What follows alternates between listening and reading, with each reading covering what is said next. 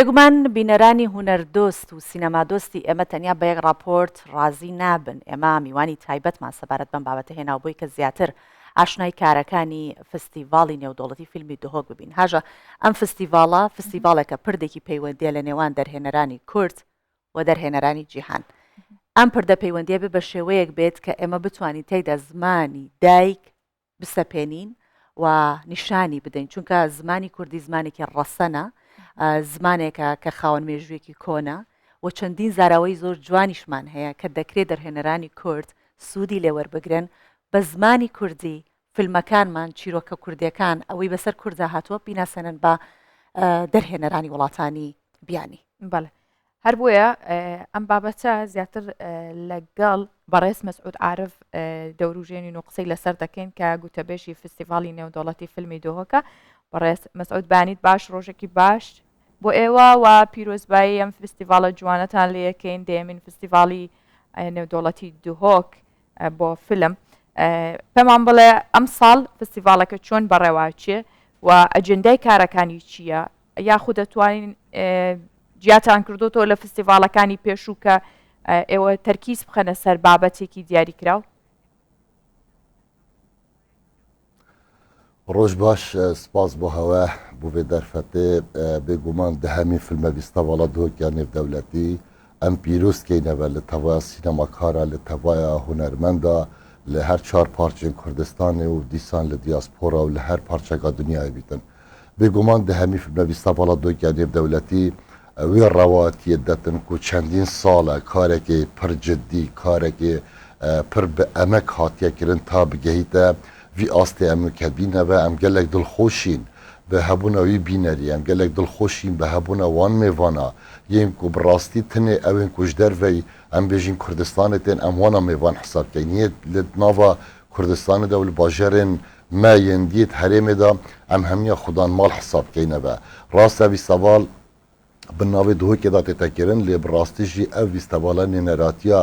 ne tenê dihokê û herêma Kurdistanê belku her çar parçên Kurdistanê diketeve. Di bu ev sala jî de dîsan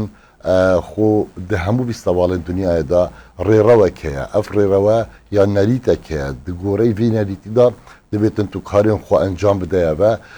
ev sala da dîsa meşiya em bi 116 filman beynin ku jwana 5 film li beşê Kurdî ne, 66 film li beşê biyanî ne, di vê mawey 8 roja da di filme êne nîşandan. Dîsan di van rojan da em bêjin 7 penal di êne pêşkêşkirin, rojane demjimêr 11 spêdê û rojane programê me ji saet 10 spêdê heta ku 10 şef ya 11 şef li gorey taymê wa filma dê program berdewam. زۆر باشە. کاک مەسعود، زۆر گرنگە ئێمە سینەمای میوان ئەوەی کە لە لای ئێمە میوانە وڵاتی فەڕەنسا بێت. لە کاتێکا فەڕەنسا خەڵاتی نێودەوڵەتی فستیڤاڵی کانی هەیە و فەڕەنسا ئەتوانین بڵێن سینەما لەوێ لەناو فەڕەنسا لەدایک بووە. چەندە گرنگە کە ئێمە سینەمای میوانمان لە دهۆک وڵاتی فەڕەنسایە. ئەمە تا چەند گرنگی هەیە بۆ سینەمای کوردی لە کاتێکدا لە ڕووی سیاسیشەوە فەڕەنسا دۆستێکی کورد بوو، هەمیشە لەگەڵ کووردا ئەتوانین بڵین هاوبیر و ڕابووە لە زۆربەی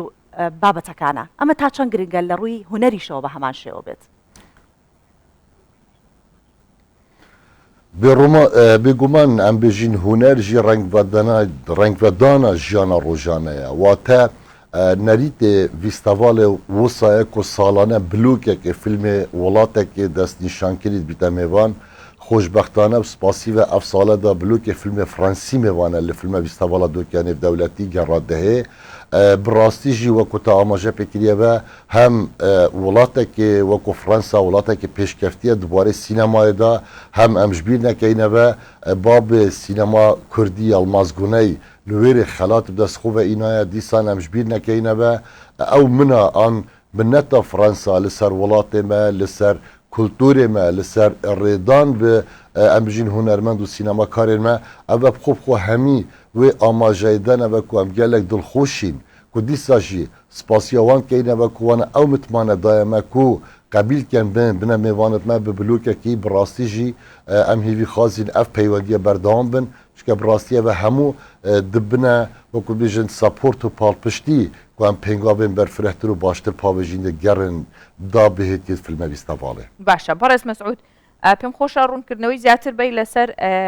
ئەوەی کە ئەم ساڵ فستیڤالەکە گرنگی بە چی دەدات ئەتوانێت جەخت لە چی بکاتەوە توانێت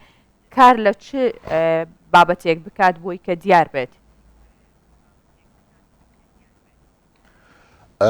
ئەم ساڵانە وەکومە گوتی ئەمی نەریتی پارێزینی و هەیەڤە ئەو نەریجی پێکتێتەڤە ژ 5 قۆناغێن فیلمە بیستەڤاڵێ قۆناغایەکی قۆناغا ڕاگەهاندنە فیلمە بیستەڤاڵەیە قۆناغا دوێ قۆناغا وەرگرتن و وەڤارتنا فیلمایە یا هەلبژارتنا فیلمایە و بکەبدە بەشێ پێشبەرکیەدا قۆناغا سیە قۆناغا چێکردنا کەتەلوک و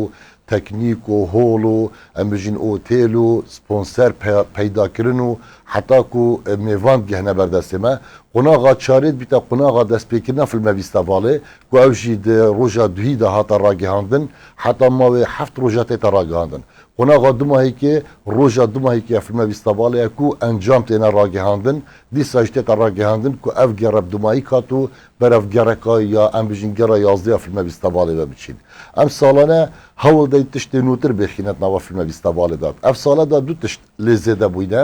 ئەو ژی ئەوە کو ئەمە 5 فیلم بۆ زارۆکە تایبەت دەستنیشان کردینە کو گرێدای جیهانە زارۆکاینە کو ئەم زارۆکاش بینەکەینە من دەویست سەبارەت بۆ بابەتە پرسیار بکەم لە فستیڤاڵەکانی دیکە دەرهێنەرە بیانەکان زۆر جەختیان لەوە ئەکردەوە کە لە فستیڤاڵی فیلمی دهۆک سەبارەت بە فیلمی منداڵ و مێرد منداڵ گۆشەیەک دیاری بکرێت ئەم ساڵ ئەو کارەتان ئەنجامداوە دەمێ بزانم بە چەند فیلم بەشداریان کردووە و زیاتر ڕوونکردنەوە سەبارەت بە فیلمی منداڵ و مێرد منداڵ بدەیت کە لەم فستیڤاڵە بەشدارە بن بەێ ما 5 فیلم بۆ زارۆکە دەستنیشان کردینەوە ئەو فیلمێت کو ئەم گەشتین یان کەتینە بەردەستێمەدا کو ئەم بشین بۆ زارۆکە نیشان دەینەوە بۆ ئەم بژین گەنجاژی دیسا بژبینەکەین ساڵانە مە بەشێ نوهات هەیە ئەم گرنگیەکە گەلێکە باش بدەین ئەو گەنجن کو تازە تێنەت ناوە سینەمایدا ساڵانە ئەم بژین ویستاڤاڵە دووکێ هەماهەنگی دیگەل پەیمانگەها گوتێ بەشێ نوهات دانای کوت ئەف ساڵژیدا دیهی یەکەمین ڕۆژا بوو کەتینەت کاریدا ئەو ژی ئەنجامت وە حتا 7 ڕۆژێ دیتر دێ دیار بکۆپێکتن ژە ئەو ژی دیسا پەناڵن دیسا وەرکشۆپن دیسا فێرکردنە وەنگەنجە لەسەر کارێ سینەمای چاوانیا نویسینە سیناریۆیە چاوانیا دەرهێنانێ چاوانیا وێنەکردنێ ئەس خازم ئاماژێ تشتێکی دیژی بدەمەوە مە پار ساڵدا فیلم وەختا هاتنە نیشاندان بە تایبەت فیلمین کوردیین درێژ ڕۆژا پاشتر مەلکەم پادومیز بۆ پەنابەرە نیشاندان ئەف ساڵەدا پشتی فیلم تێنە نیشاندان ئەم دێ گرتیخانە زرکە یا چاکسازیەدا نیشادەینەوە واتە مەدوێت ئەم بێژین سینەماژی بەشێکە چاکسازیە بۆ ئەم کەسێت گرتیخانەدا بێ بەش نەبن ژ دیتنا فیلمێن بیستەڤاڵە دۆکیا دەردەولەتی باشە ئەو فیلمانەی کە لە چاکسازیەکان نمایشەکرێن دیاریکراون ینی چەند فیلمێکن یاخود چەند ینی بەپێی داواکاری دەرهێنەرەکەیە کە ببرێتە ئەوەیاننا ئەو بەشێت فیلمێ درێژن یە بەشێ کوردی چکە ڕەنگە زمان بوانە کێشە بیتن ڕاستە پرانیە فیلمێن بیانژی مە ژێرنویسیان سەبتایتڵا کوردی بوو چێکریەوە لێ چونکە دەم تێرامە و وانە بکەتەوە ئەو فیلمت پێشبەرکیەدا یەن درێژ بنە 6 فیلم ئەو 6 فیلم دێ ڕۆژانە لە گرتوخانە زرکە چاکسازی هێنە نیشاندان باڵێ کاک مەسعود خەڵاتێک هەیە بە ناوی خەڵاتی ئۆسکاری ئاسیا و باڵین فستیڤاڵی دهۆکیش کە ئەنجامەدرێت فستیڤاڵی دهۆک ئەندامێکی باوەڕپێکراوی ئەو فستیڤاڵەیە بە ناوی ئۆسکاری ئاسیا ئەمە چەند گرنگە هەم ئێوە ئەو پردە پەیوەندیەتان دروست کردووە دەچن بۆ ئوسترالیا لەوێ ئەبن بە ئەندامێکی کارا و وەکو لژنەیەک و هەم ئەوانیش لێرە بەشدار بن تا چەند ئەمە لە ڕووی هوەریەوە کاریگەری هەیە کە پردێکی پەیوەندی لە نێوان وڵاتانی ئەوروپا و ئاسیا بەگشتی و لەگە کوردستان هەبێت بێگومان ئەوە متمانەیەکە گەلێک گەلێک مەزنە مە ڕێزا هەی گەلێک جارەمەی گوتیەوە دەبێتن ئەم هەموو کورتشیانت خۆبکەینەیەک بەری ئەم دەستپێکێژیدا من گوت ڕاستە ویستەواڵە بناوێت دهۆکێدا لێنە واتاوێ ئەوە و تنێ ئەوەش بۆ دهۆکیایە ئەوەش بۆ هەموو کوردایە وەکو تە گوتی ئاسیا پاسیڤیکێک جوان خاڵن گەلە گرنگە وانا بری چند سال پیوندی کریه و سالانه فیلمک دوت اینه دستی شانکرن لام بجیم فیلم فیستیوالا دوک یا نف دولتی دیساجی او اندامتیامت خازن کو در هنره که برنیاس یان رخنگیره که برنیاس یه سینما یا نویسکاره که برنیاس یه سینمای کو کرد بیتن دنافلش نتوادا و جوریت وادا کارت کنه و برینو که افتشته نبوه راست ام نتنه سرناوه کردستان بلکو سرناوه عراق جی او وکود بجن دا سالات هاتیه دان کو ام نراتیه آسیا پاسیفیک بکین ام سپاسیوات کین کو وانجی متمانه دائمه تشتدی از خازم آماجه پیبدم ده همو دنیای دا وقتا هر فیستیوالک بگهیت جماره ده جماره که باور پیکریه ایدی از باورم ده درگه ماستر وبن ده درگه پیوندی وبنه و واتا هر فیلمه که کو ام بجین ملکو مورا ویل سر بیت هاتیه فیلم فیستیوالا دوکو فیلم فیستیوالا دوک جه متمانه بیتن دلوان جها گلک وکود بجن بباشی پیشوازی لیتا کرن لو جی او افتشتی ما بحث کریه و هنی گلک گرنگه دیسا هم جبیر نکن خلات رخنه گرن رخرا و رخنه گرن جیهان فبریس یا فبریش کندک بجنه او جی او چندین ساله جه خود که تبدنا و فیلم فیستیوالا دوکی دا اب خوب جوریه که چید کن سالانه او جی خلاته که پیشکشی فیلمه که کردید کن براسیه و همی بومجه سرفرازی و دلخوشیه باشە بەڕێز مەسعود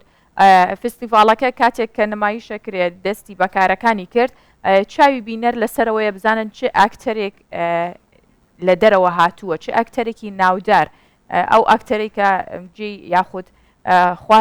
زۆربەی کەس هەوادارەتی چاوەڕێیەکە لەم فستیڤالانە بەشدار بن بۆ ساڵانەیەمە و ئەکتەرە گەورانە نابینین هۆکارەکەی چیە ئایا ڕێکخەرانی فستیڤال لەمایە کێشە و گرفتەکانیان چییە کە ناتوانن ئەکتەرە جیهانیەکان بێنن ناو فستیڤالەکان براستی پیچه کشت و چده ده هیا کو ام سینماکارن باشین دنیای نان یاسین اگر نه کسین گله گرین کاتینه و فیلم فستیواله میناکه که از دمته بری چند ساله بلاتار هاتیه فیلم فستیوالا دوک لجه داخل کسی نزانیه بلاتار کیه صدیق برمک و چندین گرن فیلم فستیواله کو در هنر فیلم اسامه اسکارا دنیای ورگرتیه دنو کشی داد باجر دوکی ده لی کس دیفچونه وان فیلمانا کتبه وات او فیلمن آرت او فیلمن از دنیای دا خلک ما بارا پتر وان فیلمانا بینیتن راست گله کسی دیهن البرچاون یان ام بجین او کسن کو پوپیلرن یان برنیاسن یان ستارن دنیا خدا لیما دلای هنری جدا استیرد گلک مازن میوان کرین الویره دو راستی جی بلکو گلک جاره اف چنکی مها دوازده دنیای دا خلق گلک مجیلی کارو خو حاضر کرنا سر ساله اش بر هنده جدا بچک وکو هم بجین در فتا دماییکا ساله نایت ادان کتا همی کسا میوان که لی دیس از دوبارت که ما کسین گرنگ هاتینه دا خواست کرن جوریت ما جورین گلک هجانه او دادوارت هاتینه دانان کو جپنج دا ام بجین گروپا پیکتین گروپین جدا همی او کسین خودان سربور رکا باشن خودان پیگه که باشن دنوا جیهان و دنیا سینمای دا بله اما سپاس دکین مسعود عارف گوتبیجی فستیوالی نو دولتی فیلمی دوهوک سپاس بو ایوا که سالانه او فستیوال ریک دخن بو ای که تندیسی گلامیوی زیرین یاخود زیو پێشکەش بکەن بەو فیلمانەی کە شایستن دووبارە سپاس بۆ ئێوە هیوای سەرکەوتن بۆ فستیڤالەکەتان دەخوازی